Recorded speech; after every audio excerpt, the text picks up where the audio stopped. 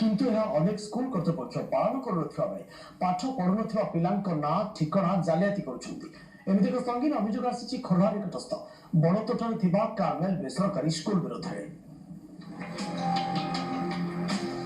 बेसरकारी विद्यालय प्रथम श्रेणी प्रवेशिका नाम लेखाइबा बेले अवहेलित शिशु मान 25% संरक्षण रखा नियम रही।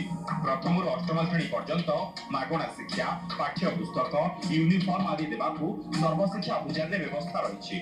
किंतु खोर्धा निकटस्थ बड़ तोटारे थिबा बेसरकारी कार्मेल स्कूल रे स्थानीय अवहेलित शिशु मानकू पढ़ाइबाकू सुजोग दिया जाउ नाही। हेले सरकारी रिपोर्ट रे जालियाती करी पिलांकू निःशुल्क शिक्षा दे जाउथिबा दर्शा जाइथिबा लोके अभियोग करिसंती।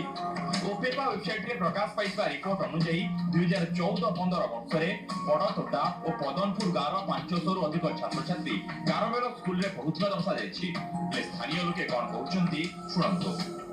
कार्मेल स्कूल लास्ट 4-5 वर्ष वाला शिक्षा अभियान ना रे फर्जरी रेकर्ड देखौछि बड़तोटार बासिंदा ना रे जोटा कि एक्चुअली बड़तोटार बासिंदा नुहंती समाने तर रेकर्ड जो बाहर दी समाने केई बड़तोटार बासिंदा नुहंती ओपेपा साइड रे देखौछि। परिजन पिला आदिवासी पिला माने पाउना सुफल सेही पहुना अछि अन्य आडू आसी एते चेतना बती करा जाय कार्य चली ए विषय में उच्च कर्तृपक्ष बहु बार आम जन किंतु कौन से कार्यानुष्ठान सफल मिलुनी। लोकों कहवा अनुसार बड़तोटा गाँव आदिवासी साहिर कौन छात्र छात्री कारमेल स्कूल निःशुल्क शिक्षा पाऊना जो मैंने पढ़ुंट से शिक्षा पाऊना देउछंती।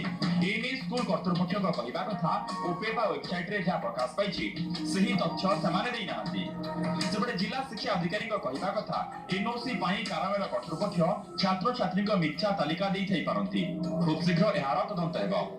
लिस्ट रे ओपेपा वेबसाइट रे अछि से लिस्ट को आमे प्रोड्यूस देइनु हमर जहा देइछु हम पाखरे रेकॉर्ड अछि आमे जहा बीपीएल कार्ड होल्डर जहा अप्लाई करछन्ते ऑलरेडी पठाइछु गवर्नमेंट से तांकर पठाइबे कहिसन्ते हम सरकारक नियम अनुसार जो प्राइवेट स्कूल माने पिलाମାନଙ୍କୁ एडमिशन ଦେଇଛନ୍ତି ଏବଂ ଆମର अथॉरिटी डिपार्टमेंटल अथॉरिटीज माने ए बाबद रे निश्चित भाव पुंखानुपुंख तदंत करी सत्यासत्य जानिला परे पदक्षेप निया। विभागीय कर्तृपक्ष तदंत पर घटनार सत्यासत्य जना पड़िबो। खोर्धा का प्रशासन संदीप लोहित महापात्र न्यूज।